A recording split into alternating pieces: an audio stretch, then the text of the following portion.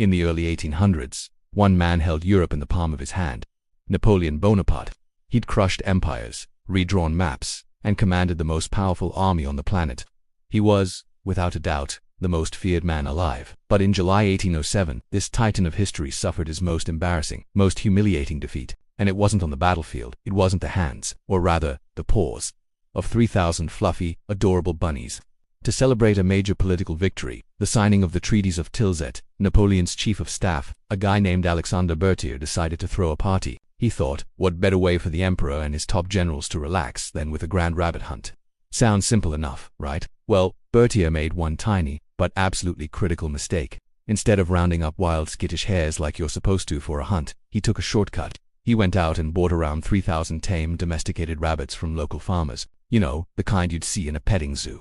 These weren't wild animals. They were basically big, furry pets who were used to being fed by people. So, the big day arrives. The emperor and his men are ready, guns in hand. The cages are opened, and everyone expects the rabbits to scatter in fear. But they didn't. They did the exact opposite.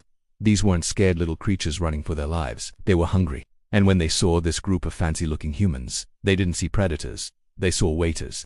They saw the guys who bring the carrots and the lettuce. And in that moment, a switch flipped. A fuzzy, hungry horde charged. Eyewitnesses said it was like a military operation. The rabbit army reportedly split into two wings, executing a perfect flanking maneuver, and completely swarmed Napoleon's party. They weren't running away. They were attacking. They scrambled up Napoleon's legs, clambering onto his iconic imperial jacket, and started nibbling at him.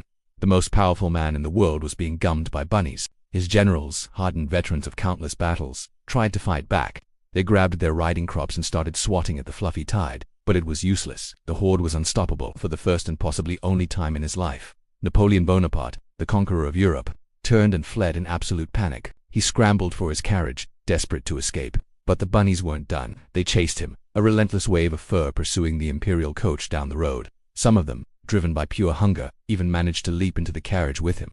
The Grand Army could defeat entire nations, but they were utterly routed by a petting zoo that had gone rogue. It just goes to show that sometimes, history is weirder and funnier than any fiction you could imagine. If you enjoyed this bizarre story from the past, make sure you hit that subscribe button for more historically weird tales. Thanks for watching.